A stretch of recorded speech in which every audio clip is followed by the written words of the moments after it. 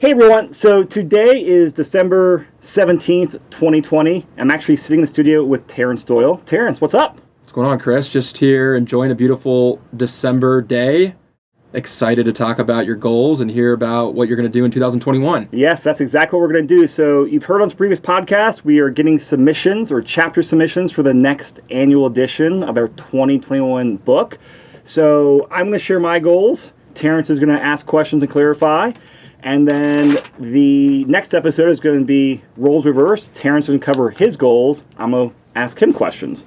So kind of jumping into it, and this is my outline for the 2021 book as well. So my outline here, I start off with writing recession equals opportunity. Now, back in January, I was not expecting a recession like anyone else. No one had COVID pandemic on the radar. But once, March 15th hit, it became real. And I learned from the 2008 meltdown that while recessions hurt, there's always opportunities in there. And I think there's some amazing opportunities. If I could go back and just buy a bunch of real estate and stocks and back then, hey, great. The market gives you that. So, hey, when a recession happens, what opportunities are out there that I can go on the offense and take advantage of? So I paused, or not paused, but COVID for about those 8 weeks there, that initial shutdown. Our business basically hit the pause button, worked from home, and said, "Hey, what can I do here? Let me assess things." So the first thing I did was I did a self-financial audit, which was looking at everything I had going on. Actually, one of them was I had a property under contract, and the surprising thing was my wife, who's a veterinarian, great W-2, and veterinarians have always been recession-proof, right? Except during a pandemic where you can't be in the same room with people. She got furloughed for about 8 weeks, which killed the loan in that deal, which was a bummer, but that's the way it goes. So while that was going on, I did my financial audit, and I wanted to make sure I had all my cash reserves for my business, my personal, my rental properties. That was 6 months. And I was there and then some, and then with the money I didn't invest in that rental property, it actually put me in that 9 to 12 months range for everything. So I felt very good. And it took me, I don't know if you've been in this situation before, Terrance, but it took me a good, week and a half, 2 weeks to really kind of look at everything, evaluate things, and kind of let some of the emotions subside on everything. And then I was like, great. And I felt this mental switch. I was like, awesome. I don't have to play defense. I can play offense, because if everything goes against my plan here, I got plenty of cash to survive easily for a year, worst case scenario. I can go on the offense and take advantage of what other opportunities pop up. So walk me through. I love that you took what the game was giving you, right? So everything's shutting down. You're not going to force it. Your clients are like, we're not going to buy. Your wife can't get approved for a loan. So you're like, hey, instead of forcing it, I'm going to take what they're giving me and I'm just going to reassess my current situation. So what did that actually look like? You just went through and looked at your personal finances. What are my expenses? How much cash do I have in my personal account? Does it last me 6 months? And then you went through that for every rental property, or was it more detailed than that? No, it was pretty simple. I just sat down and looked through all my bank accounts, and for our personal stuff, every rental property, for my business account, and just looked at all the accounts. Hey, what's my cash position like, to make sure? Because if I'm above 6 months, I feel good. Mm-hmm. If I'm well above it, I feel like great. I can go out there and play offense, mm-hmm. which is always the way to be, right, in business and investing. So it was that, and I was like, great, I feel good. And I was like, now let me go out there and look for opportunities. Now, since I know my base, I know what my risk tolerance is, because it's all about risk to reward. I'm still not going to take bet it all for a high reward, high risk. But I will bet high reward, low risk. Right. And those are the opportunities I was looking for. And my 3 buckets I look at are stock market, real estate, and building a business. Mm-hmm. So for the stock market, I think for me, I'm not a day trader. I feel like that's the easiest one.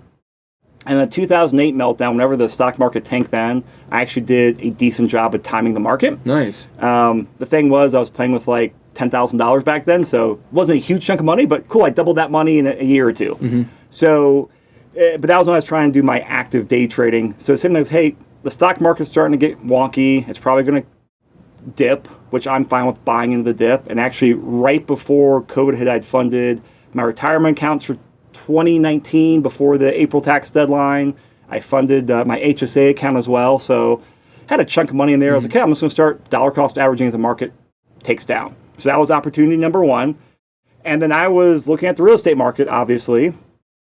And I mean, that March to April was very much like, holy crap, what's going to happen? And then like early to mid-May, the market just picked back up, things opened up, and I was like, all right, the chances of us seeing a market downturn or a 2008 repeat is pretty much non-existent. Right. So I'm not going to sit around and wait for like a bunch of foreclosures and all of this. And that left me back to like the business. So I did my stock market, and that was all just my retirement money. Real estate, nothing's going to change there. The business, this is where I was like, you know what, this is the big opportunity here. Because everyone's watching the COVID news cycles and freaking Tiger King. That was rack when everyone was talking about Tiger King on Netflix. And I was like, great. And I play mental games. I was like, great, everyone's doing this. I'm just going to work. Right. And so I started looking for opportunities, and I just said, hey, I got a couple projects on my to-do list, and one of them was being the house hacking guide that I did with Joe Massey and Jeff White that got turned to book. I was like, hey, let's just bang this out, record everything, and start working on that content. So that I got a few big projects done that, which is great, but that's not taking advantage of a huge opportunity. That's taking advantage of, hey, I've got 2 months of, not stuff I have to do on a day-to-day basis, but it gave me time to think. And in the short term, it's done because our overall revenue, we're commission based.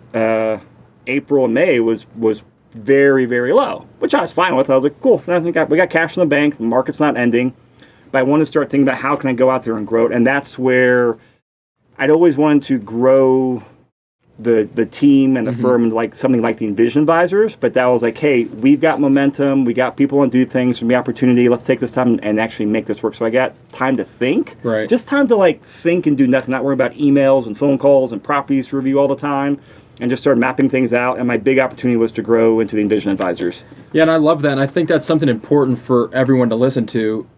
A lot of people are in different situations, and they deal with stress or problems much differently, and one of the things I loved about watching the transition and how much you grew your business, which I think you're going to talk about here, is that during March, April, May, instead of sitting on your butt and just going to the beach or just checking out, you really were focused on, hey, what's the opportunity here? How can I take advantage of it? And what steps can I take every day to double down? Now, you weren't out there buying property, but you were doing something equally, if not more, powerful, which was really working on the foundation of your business to be able to scale it. And I just think that's huge. And it's really a mentality shift. It has nothing to do with capital. It was more about your mental, desk and where you're at and what you were thinking. And I think that's a huge lesson to really take out of this year, is when there was a downturn and you had free time, what did you fill it with? And you filled it with creating opportunity to grow your business.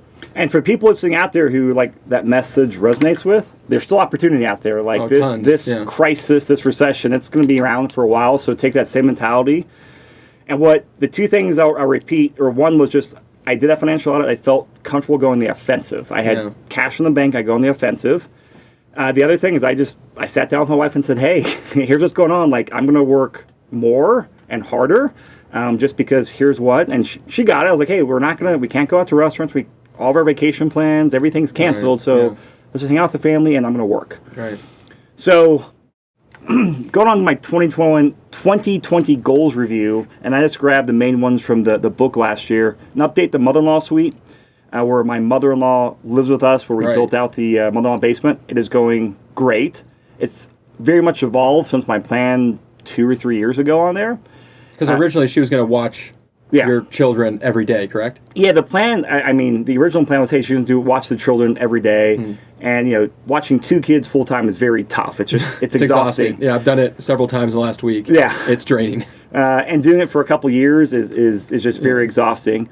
And so, last year, actually a year and a half ago, we put our older daughter into daycare / preschool, just more for socialization and learning and just, we're not good at doing arts and crafts and all this stuff, so just get that socialization. And then, as a few weeks ago, so she's full-time 5 days a week, and then she was watching our youngest daughter, who is about 15 months now, full-time, and 2 weeks ago, we just started her 2 days a week part-time. Wow. So it's worked out well that way, because our daughter is a COVID baby. Where like she was born, we did some stuff in COVID, and she just had no interaction except with us, our daughter, our dogs, a few friends here and there, but she's in a bubble. Wow. So we want to get her socialized. So it's worked out well, where she's 2 days a week, gives some break from mother-in-law. But overall, from the financial numbers, wasn't what I was expecting, but the quality of life of having her around, it's great for our kids. She cooks meals for us like 5 days a week. Wow. So it's still been a net positive. Oh, for you, absolutely. right? Not on the spreadsheet, but just from like the quality of life, Yeah. and especially for like the quality of our daughters, it's been a huge win. Cool. The hit by a bus scenario I wrote about this was just, hey, if I got hit by a bus, what's my family do? I've made some progress on getting everything figured out with my wife, and she understands everything and passwords and accounts. I got more work to do on there, so that is some progress, but I want to get more of that into 2021. My real estate goal is to buy 3 or 4 additional rentals. Ended up buying 2 in 2020. Did not buy the 3 or 4 like we talked about, as I set on cash so I could identify the best opportunity, and that was growing the business. I funded my retirement accounts like I talked about and just put those in the stock market. And the real estate ride-along show, that was something that We worked on together. yes, Yeah. we worked on. And our goal, because I actually had this written down on all these giant Post-it notes. I went through it all last week and took them down. We had 20 was our goal. Yeah. And we say if we do 20, we'll go on we'll go on like Vegas. a Vegas trip Vegas, to go baby. celebrate. Yeah. Well, we got 16, and with COVID, Vegas is a little hard. But the thing is, that show evolved. Right. I mean, we'll talk more about in your podcast, Terrance, but like it was fun, but I think we both underestimated the amount of time and energy it took. Right. And we both got busier with all the other stuff we're doing as well. Yeah. And we could have hit 20. We actually paused it the last 2 months because we had shows in the queue and we were working on new strategies and ideas with bigger pockets. But kudos to us for getting 16 because that was a lot of effort. And I think the net effect was positive, and we learned a lot about the process of producing a show. Oh, I learned. It was a wonderful college degree. Huge learning experience, yeah. Creating collaborative content. So I've got in my book the investment property analysis course, which is the chapters in the 2020 book. Yes. The fix and flip course with Derek Marlin. Yes. The ultimate house hacking guide.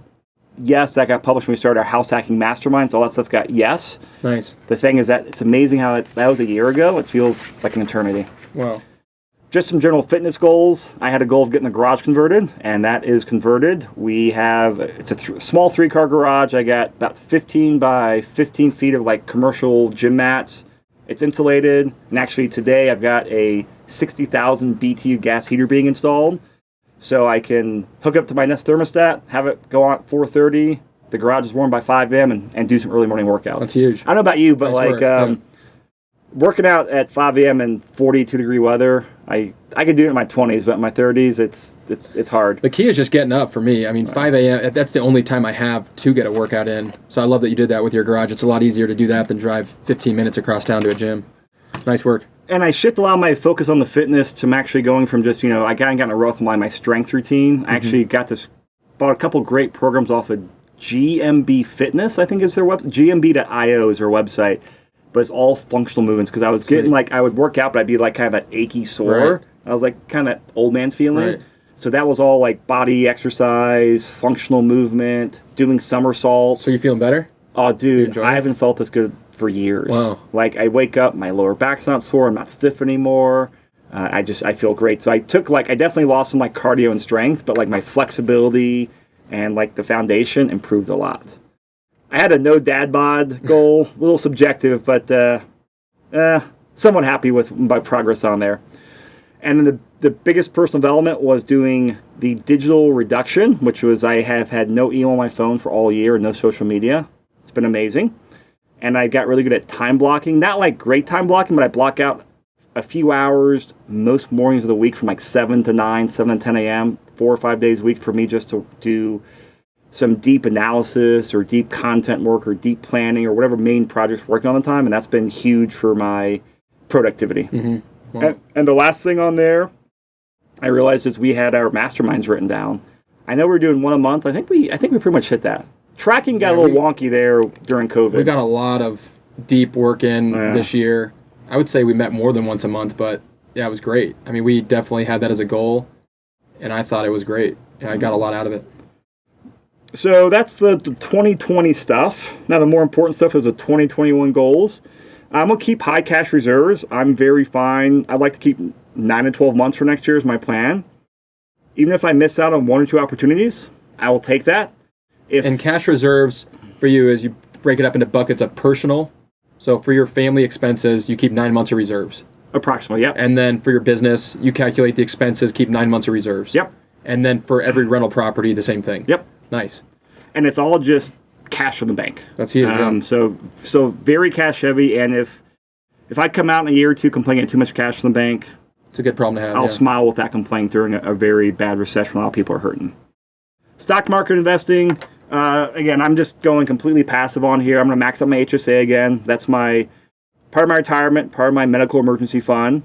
So I think put $7,200 in for this next year for family. And I'll just put in S&P and bond index funds. And then for my retirement account, I'm opening up a new one just through my business, and it's going to be not going to be self-directed quite yet, but just an individual 401k is what they call it. I'm going to start funding it, and then as it builds up the next year or two, kind of depends how quickly I fund it, I'll move it over to some more direct investing into like some real estate investing through like, being a passive investor or loaning out to like a hard money lender, just some different opportunities. I see a lot better opportunities in real estate than the stock market right now. I'll keep all my money in the stock market. It's just, that's staying in there until I'm 60 or 70. And how do you break that up? If you have, let's just for easy number, let's say you have $10,000 you're going to put away. How do you decide what you're going to put in the stock market versus invest in real estate? Do you have a ratio, or how does that thought process go for you? So right now what I'm thinking is the first money I always invest is into the HSA. And it's only $7,000, so not a whole lot, but that's pure stock market. And the reason I prioritize that is because no matter how high your income gets, you get the tax write-off. And then if I ever need to withdraw it, I can take future funds against past medical expenses and actually write off the expense and write it off with no penalty and no taxes. So what does that mean? You have no health insurance? I have a high deductible health insurance. So then you pay so like when your wife had a baby, you paid for all the expenses associated with that from this HSA, or you? No, we paid it out of pocket. Out of pocket. Because the thing is I paid it out of pocket now. When I say in 10 years I start pulling money out of there, I can say, oh, well, I spent $3,000 on our labor and delivery in 2019. I can deduct it off of future withdrawals. And you never pay taxes on there. Wow. According to a financial planner on YouTube. So hopefully he knows what he's talking about. That sounds really interesting. I researched and sounded right. Cool. So that's just a very small I've never heard of that. Yeah. That's great. And then the other stuff beyond that, everything else is just going to go into a new account because I've got... Yeah, so you have the first money goes to the HSA. Yep. And then after that, what do you do? So $10,000, the first $7,200 goes into the HSA, and then you have $2,800 to either real estate or stock market. How would you split that up? Everything else goes into real estate now. It goes in the new account that'll eventually get funded into real estate. Okay. Yeah. So what do you allocate to the stock market then? After the $7,200, nothing? None. Everything goes into real estate. Oh, okay. Yeah. That's just, I've got, old IRAs and 401ks and Roths that are already in the stock market. I'm going to leave them as is. But right now, I feel like, hey, if I invest more into real estate, I feel like I'll get a better return next 10 years if I invest in the stock market. Because that's what I do. When you have more influence and more control and more knowledge and a competitive advantage, and I have legal inside information I can use. I know trends. I know this person. I know that. Like, I can use it. Yeah, that's right. Yeah. So last year, all that stuff was in the stock market. Now it's just the HSA. And I'm not sure how much I'll put into the retirement account. Just depends on, savings rate and all that stuff. But all that will just go into there. And I think within a year or two, I'll start investing in real estate once it builds up to something significant. Cool. For real estate investing, buy a couple more rentals. So the main goal is to buy one rental next year. I'm not going to go for a big number because my big focus is just continuing to grow the business. That's where I want to keep my opportunity and keep the cash focused on there. But I always want to take some money off the table, put in the stock market, put into rentals, put into retirement, and buy one. Hopefully 2 or 3 if things go well, but just buy one is my goal. And when I did my analysis for the goals, I'm basically just over 50% towards my gross rental income goal of $20,000. And I call this my security blanket is my current term for it. Get to it, pay off those properties. That'll be $12,000, $13,000, $14,000 a month in income. That's plenty for us to live off of, or if I get hit by a bus, my family can survive off a 6-figure income for, among everything else, and live a comfortable lifestyle. But the crazy thing on there is that's only across 3 properties. That's a 4-plex and 2 condos. I'm halfway to the goal. Like, you don't need huge numbers. But once I get there, I will then get into playing bigger and, going for bigger wins and more creative stuff. And I'm more interested, like, longer-term stuff, getting into, like, bigger, like, commercial multifamily properties, because I do... Right now, those are the best opportunities for, like, like burring and pulling some money out and doing some value add versus single family. And the reality is, like, seeing what you've done as other people, like, that's my speed. Like, doing the speed of single family, that's It takes a while. It's a lot faster. Multifamily, cool. Buy a property, turn one or two units, in over a year or two, you can reevaluate, and that's my speed. What I appreciate about you is that you have a plan and you have goals and you know what you're going to do when you hit those goals. And you're not just saying, hey, I'm going to go look at commercial space or industrial or apartments. You're like, hey, I'm going to start with single family and some small multis. I'm going to get to 20,000 or whatever the number is. And then once I hit that, I'm going to start paying down the debt. And then once that's done, I'm going to look at some other larger opportunities. But it's like you have a specific plan that you're intentional with. You can see it. You look at it every quarter. And that's huge. You know, you are very methodical and organized with what you're trying to do. And you're not swayed by the media or different articles that come out or anything going on, you know, around you. You're just focused on your plan. You know what you're doing. And I think that's huge. And I really respect that. Thank you. It's taken me a long time to get to that point, but have a plan, stick to it, and realize it's going to evolve. Yeah, and be patient with it. Yeah. You know, which is what you're saying. You're not getting impatient and trying to rush the process. You're like, hey, I'm going to start with these properties. Maybe I'll buy one this year. I'm going to be patient and wait for it. And then I'm going to get closer to my $20,000 a month number. And once I hit that, I'm going to start paying things down. And then down the road, some point, I'll look at commercial properties. And it's just a stepping stone, you know? Yep. And that's the way it should be. And the other thing, I mean, we've talked about this, just being patient. And the thing is, like, I enjoy the game. Like, everything I do, 95% of everything I do, I enjoy it. I love it. And, like, cool, I'm going to not hit the goal and retire. I got to do something. Like, I enjoy this. And this is a game I can play for the next 40, 50 years of my life. So moving on to business plans for 2021. And this is a little more detail for us, all the goals and future plans for Envision Advisors. As we've talked about, just the whole scaling thing, like it's made me realize, hey, there's a lot more opportunity to scale and just think bigger and think longer. I say it, I'm always challenging myself to think bigger and think longer and how can I get better at this? Because it's just, again, it's a game. Right. So one of my... Actually, before I get in that, let me talk about this. So before I get in this, the immediate goal I want to do here, you know, Terrance and I are both fans of Gary Vee, and there's his marketing, a lot of his business philosophies. And my favorite 3-word quote from him is document, don't create. Mm-hmm. And the podcast does a good job of that, but I feel like outside of my still, like there's so much other stuff where we have great conversations or great things when I go just document all this. So a big goal is to get a lot better at documenting that. And this will feed into a lot of the future plans for us, some stuff that we're going to talk about, Terrance. But I'll say rebuilding the podcast studio into a video studio. So it'll be a podcast, video, and live streaming studio. So full lights, camera equipment, all the other junk you need in there, and actually build out this into a full different studio, which you're helping out with, Terrance, and to build it into what would you describe it as? Just an underground New York whiskey bar, just super raw, dark, and I think it's going to create a great atmosphere to produce some awesome content. And I'm super excited to be a part of it and to see how it turns out. So stay tuned. You'll see some photos of it and videos of it, and you'll see a lot of it. And we're hopefully have it all done by the end of the year. And that's just going to allow us to create a lot more content, document it. And then on top of there, hiring a full-time videographer and editor. I want to also go out there and hire a social media manager. Mm-hmm. So if anyone out there wants to come work with us, come do a lot of work with me, and you know the basic social media, you know the basics of content creation, you like the style we do, you're familiar with some like the Gary Vee stuff and things like that, please reach out to me. I will have a separate podcast with more details, but I want to find someone here in the very near future that can spend time in the studio with us as we document, create the content, catalog it, help repurpose it, help caption content, and just do a better job of getting video out there and also social media and just getting more written word.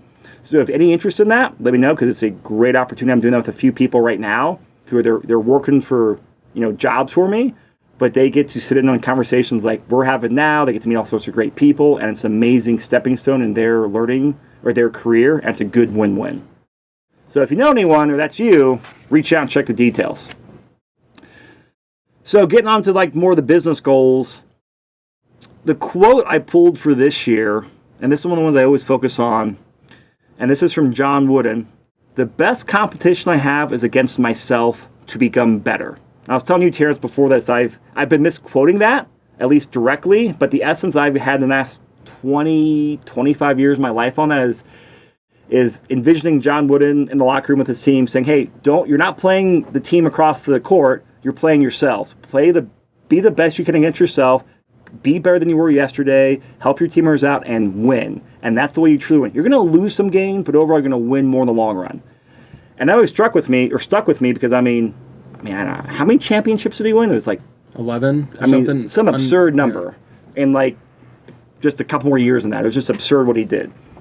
And so that's always been one of my principles for everything I've done. And so in terms of business, I've had people ask me, well, you give all this content away for free. Like, aren't you afraid other people will steal it? I say, no. Like, it never crosses my mind. Because I'm like, I'm not competing against them. I don't want to sound arrogant, but I'm just like, I'm competing against myself to be better. And what I'm worried about is the customer. Can I give the customer or the client the best, most unique, valuable experience? If I can, I will win that way. The business will win and the client wins that way. I'm worried about the customer, not the other people competing against me. Does that make sense? Or No, I love it. I mean, I was just coming from a sports background. I've read, I think, most of John Wooden's books. I've looked up to him since I was a little kid. There's so many amazing stories about him. He's got incredible quotes. I think this is definitely one of them. I think you did it a lot of justice here, and the context you're putting it in. And I think his message to his team was just compete against yourself, focus on being the best version of yourself every day at practice, every day in the game, and winning every possession. And I think that's what you're trying to say, and I love it. And I think that's huge, and I think that's a great message for people on your team, brokers on your team of, hey, compete against yourself. Don't worry about the broker next to you. Worry about, your pipeline, what you can focus on, how you can be more diligent, how you can be more effective at communicating, how you can create more content. And that's really one of the things that I try and look at for myself every day and every year is, hey, what can I do to get better? Forget about what people around me are doing. What can I do that I can control to get better? And that's the only thing that really matters. Again, you said it's control. What can I control? Right. I can control my actions. You can control your actions. I can't control what other people do. 100%. I can't control interest rates. I can't control the market. I can't control when people call me, but I can control my attitude. I can control my discipline. I can control being prepared, having the right amount of reserves, and being ready for when the phone does ring.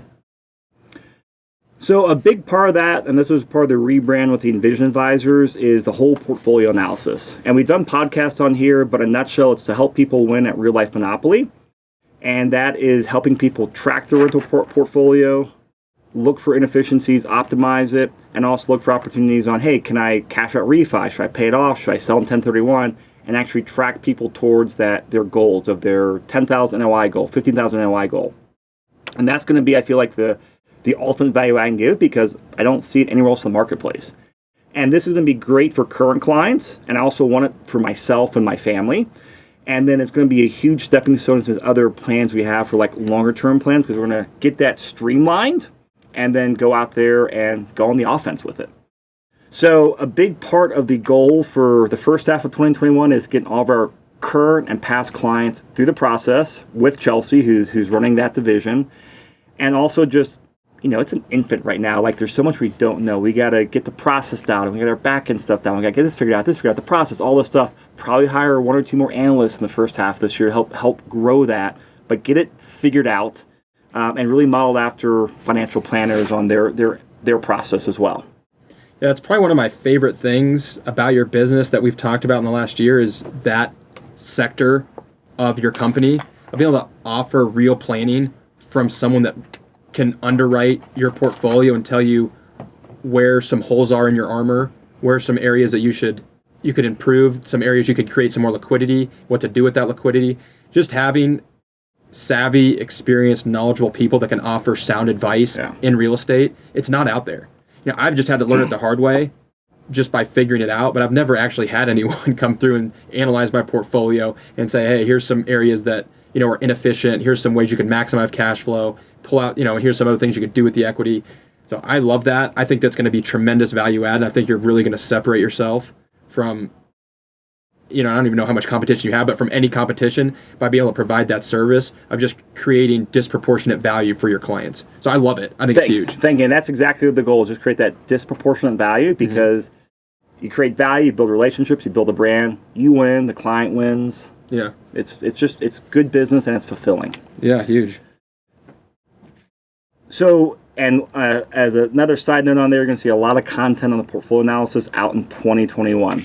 So the other thing is just get the next edition of the book published, And the last couple of years, it's been called the annual edition of the Denver Real Estate Investing Strategies. Both our expansion into Colorado Springs and also going to portfolio analysis, it's going to be renamed the annual Colorado Real Estate Investing Guide or something along those terms. And that way it can be more along Colorado. So same thing, we're going to have all the contributors. So everyone out there, please contribute. But in the beginning section, we'll have Chelsea's working on some great portfolio analysis material. I'm working on a Getting Started Guide to Denver Real Estate Investing. Jenny in the Springs doing the same thing down there. So we're going to offer some more, hopefully some more content and make it an annual guide for, hey, here's the investing overview. Here's the investing overview for these markets. So that will come out March, April 2021. And in part of getting the great client experience, we just have to rebuild our infrastructure, which is really our CRM. For people out there in the marketing world and the software world, we use ActiveCampaign as our back office.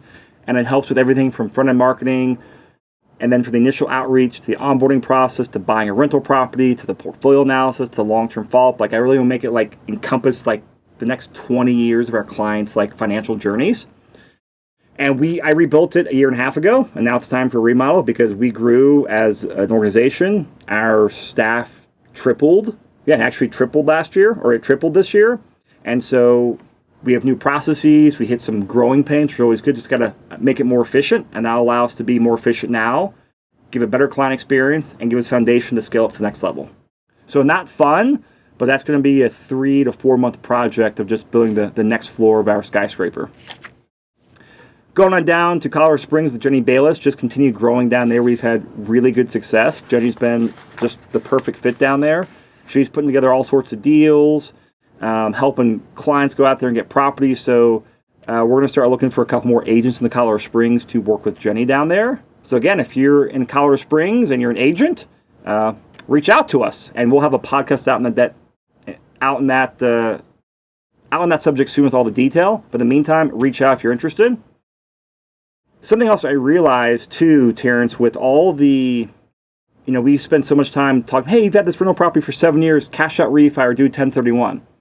Well, home prices in Denver, the average homeowner, which is 90% around Denver, they're not investors, they're homeowners, they're sitting on a ton of equity. Right. And we want to kind of use a combination of a very basic portfolio analysis service on there, right, on helping them optimize their property, go out there and sell it. So if you go out there and sell it as is, a lot of people own the property for 15 or 20 years. Lots of equity, but it's outdated. Right. And hey, if you sell it as is, here's a price. If you give it a light cosmetic rehab, here's a price we can sell it for. If you do a full remodel, here's this price. And put all the pieces in place in there. Because Lauren on our team, she has a lot of experience in working with that. She used to do a lot of motivated seller and wholesaling down in Texas, so she knows it's a similar space. But rather than going for, hey, we're going to buy your house for cash, we're going to help you sell your house for maximum dollar and help you figure out what to do with the funds on the backside. Nice. So we're going to do some direct response marketing out there based off of writing a book, and also doing some highly targeted online marketing as well to target those homeowners and help them maximize their return on investment. Yeah, there's so many people that have homes, outdated roofs, windows, kitchens, bathrooms, and they just don't have the capital or the relationships to improve it, so then they just end up listing it. So I do think that there's a lot of opportunity in the market for that. I mean, one of our mutual friends, Eric Young, has just made a killing off of that. Yep. And the first time I met him, I was like, dude, I love your model. And and this was maybe 3 years ago, I'd never heard of it before then. So I think there's a ton of opportunity there, and I love that that's something that you're going to focus on. Great. Thank you. One of the other this is a bigger, longer term goal, is just really getting into commercial real estate. The last year and a half, Preston and I have gotten to a lot of doing a lot more deals and commercial. So doing some smaller commercial properties, doing 5 to 20 unit apartment buildings. We've had good success there so far, and we think there's a huge area we can grow into on there. And our long-term goal here is to really take the portfolio analysis once it's dialed in, so maybe second half of next year, and actually use that as an amazing value add for current owners out there, current apartment owners. And this is us going on the offensive with it. Once we have our process figured out, go on the offensive with there. Because a lot of times, the way those owners are reached is just people cold call them to build a relationship. And a lot of times it's, hey, can I list your property? Hey, we should sell your property in 1031, we can do this. There's not a whole lot of value there a lot of times. So we want to create just so much value, so much unique value that builds a relationship. So when they start thinking of doing something, our name pops in the mind, and we can hopefully earn their business to help them sell and trade up or solve their solution, whatever it is. And so we're going to do a combination of digital marketing with the portfolio analysis, and then getting some commercial agents to reach out to them, not necessarily cold call them all day, but really act as an advisors to reach out, get them plugged into the portfolio analysis side, get them resources, show them, hey, we did portfolio analysis in another nearby building. Let me show you this as an example. Let me get this to you, and just be in a great advisor role. So I think that's going to take a couple years to really build out and start seeing the fruits of it. But I'm going to plant those seeds as soon as possible and reap them in a couple years, hopefully. And when do you think you'll start looking for commercial brokers to join your team? I want to start having conversations in January and February. Nice. Because the main things we need to do is figure out the portfolio analysis and rebuild our internal system. Those are two key things we have to get in place before we can scale that level. And I got to get this new marketing agency dialed in for their digital ads and get that in the infrastructure as well. But my plan is, while we're figuring that out, I want to get the right people on the bus. I talked about this last year, and the people that joined us this year, I call them talented people in transition. They are just, the talent I have right now is just, it's amazing. Like, it doesn't show up on a spreadsheet, but in a couple of years, it's going to help us just pop even more. Like, that's the thing I can't communicate to people, or like can't show on a P&L. But like, talented people, and you have that, Terrance, it's like, oh yeah, it's just energizing. It's going to be an X fires factor. You up. Absolutely, yeah. So yeah, commercial agents, experienced, not experienced, reach out to us once we're having conversations. And I know the commercial world is very much dominated by guys. If you real estate investing in general is very much male dominated. Right. Commercial is way more. Out of all the commercial deals you've done, how many female commercial agents have you worked with that weren't marketing assistants, that weren't the transaction coordinators? I'm curious if you know. None. I mean, the only one is someone that I've wholesaled with, that I've kind of brought up and had her do a bunch of deals with me just because I trusted her. But I've never been represented by a female. But even on the buy side, when people are bringing you deals. I can't think of one. Yeah. And so, I mean, when I talk commercial agents, but I've talked to women over the years. If you have any interest in here, don't be shy. We want to grow. I just want talented people and do things a little differently. I actually think Lauren on your team could probably do a really good job at that. She's a killer. I know. She could probably do both. Yeah, she's doing a lot. Yeah. She could probably do both. That's the great thing. It's just open for opportunity on here. Yeah, that is. The last thing on the business goal is, we mentioned the Ride Along Show. It's evolved. There's a really interesting opportunity that we're working on with Bigger Pockets to start a weekly YouTube interview series in the multifamily space, Terrance. And that's part of the reason we are rebuilding the whole studio, and we're going to try to produce A+ unique content on there. So we'll talk more details about on the episode with you, Terrance. To round some personal goals here, I actually forgot to wear this today, but 2 weeks ago, I started putting a rubber band around my wrist, because one of my goals was to become a better speaker, a better podcaster. And I started thinking, I'm going to go out there and hire a coach, read a book, listen to a course. And I was like, I don't need to do that right now, because all that's going to tell me to do is go listen to my own podcast. I don't need to pay someone to tell me to do that. So after I had that epiphany, I went and I think got a drink or two, and then 30 minutes later, just stuck up and listened to my podcast. First one I've listened to all year. Wow. And just started writing down notes. And I realized the biggest thing I could do before improving was to take away the bad stuff. The word crutches. Yeah. The so's, but, I thinks. Right. Repeat myself sometimes. If I can take that away, so every time I do it, snap the rubber band. And this has worked well for me in the past on just getting rid of those small habits. Take away stuff, and then worry about improving. Yeah, you and I both agree on that. We've talked about that multiple times, how we can improve speaking, take away some of those crutches. What we talked about earlier is, how do we control the things that we can control and improve on those? And so that is definitely one of them. And I echo that for myself, is I want to get better at that, become a more compelling speaker, have better storytelling, all those kind of more artsy things that, speakers, really well-known speakers do. And that's something I think we both want to improve on this next year. And one of the things I'm very excited about is I'm going to have you as my buddy to be miserable while I listen to the podcast. Like, it's not fun to listen to it, but the reward is so big. Mm-hmm. So I'm glad to have, it's like a workout buddy. I'm glad to have someone to hold me accountable and say, let's go do this. and not, oh, I'm going to check emails instead of doing this. Like this, hey, suck it up and let's do this. Because it is painful. Listening to yourself talk is super painful. So that is, having someone to be there to encourage you is really huge. Wait until we get the videos, then we can listen and watch. That'll be even worse. That's why we're building the bar out, so we can. That's right. So we can drink away our do it in style. embarrassment. Just another thing is be a better mentor, and this is really geared towards all the people here at the Envision Advisors, to clients, and something you and I, Terrance, talk a lot about too is just, with all the content we do, just doing it at scale with people as well. Like I really enjoy mentoring people. Right. I have mentors now. I've had some incredible mentors throughout, my adult life, actually my whole life.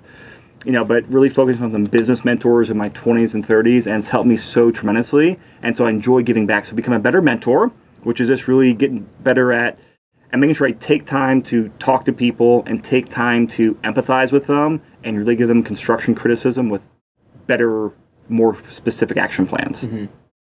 Health and fitness, just getting a routine now that I got a heater in the garage. I got to get a pull-up bar in there, a few other things, but just get back into a consistent strength program. Like I said earlier, I paused a lot of my strength stuff because I'd work out, but it would just be not a good workout.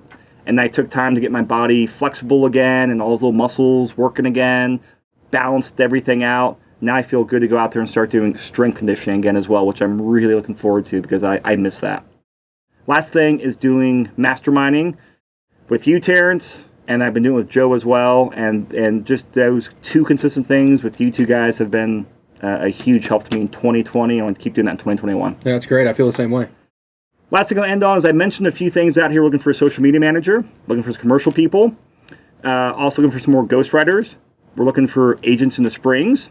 So keep your eyes open for all this. And also, if you guys follow us, like our style, and you see an opportunity, I have written on here a dream job. If you got an idea or see an opportunity, reach out. I flipped the script this year. The first thing I look for is talented people. And I say, great, where can I put this person in the organization? Versus, I need this role, let me go find someone. If someone talented has an idea and it makes sense, cool, let's execute. Worst case, let's have a conversation. And in 3 months, 6 months, a year, we can hopefully get something working together on there. And one of the things that's been really impressive as you've grown your business is the incredible talent you've been able to accumulate from your audience. I mean, most everybody that I meet on your team, it's like, how'd you meet this person? How'd you meet this person? Oh, yeah, they reached out to me from the podcast. That's incredible. It's a huge asset, and you've really put together an all-star team, and I think it's going to only continue to grow and pay off, so that's awesome to see. Thank you very much. So that's everything I've written. Terrance. That was a lot. I know. Well, it's a lot when you got to think big, right? That's right. So any final thoughts or questions or holes you want to poke in here? For me, what I took away is that 2020 was a really weird year. It took everyone by surprise, and it created a ton of opportunity. And everyone handled the opportunity differently. Some people stayed at home, didn't feel comfortable going out, didn't really have much to work on. Other people, like yourself, took the bull by the horns, took advantage of the free time to really double down on your business, on yourself, and created massive opportunity that's going to pay off for the next multiple years. I think that that's a big learning lesson that I hope people really take away. And the other thing is just having cash reserves. And you and I talk a lot about that is you got to be appropriately conservative. You got to plan for the worst and make sure you have cash in the bank in case things fall apart and people aren't paying, clients are drying up, whatever the case may be. So I love that you did those two things. It was awesome for me to watch from the front row, seeing you grow your team and your business and really double down on that. Because I think when you started the year, you maybe had 2 people working for you. Now you have 10, it feels like. Every month I come in here, there's someone new in your office that's a new agent. So that's been awesome to see. I love it. I think that there were some fundamental principles there that you applied that I hope people are listening to and they can take away and apply for themselves. Great. Thank you. All right, so we'll wrap this up. Again, I'm going to write my chapter for the 2021 book. I encourage everyone to go out there and write their goals. So make sure you add that to us by January 15th. And next episode, we're going to talk Terrance's goals, so make sure you listen to that. And last thing I'll say on, if you do contribute to the book, last year I think we did, 6 or 8 interviews with book contributors, Terrance. We did half a dozen. Yeah, that was great. That was a lot of fun. I want to do those more. Yeah, some of my favorite interviews last year were from the book Yeah, where we just contributors. We just read people's chapters and say, hey, let's come on here and ask you some questions and pick your brains and get to know you. So we're going to do that again in 2021. So if you do that, there's a chance you'll come on here and get to sit in the new studio and be on the podcast and have Terrance ask your questions. All right, guys. So thank you, and we'll see you next episode. Later.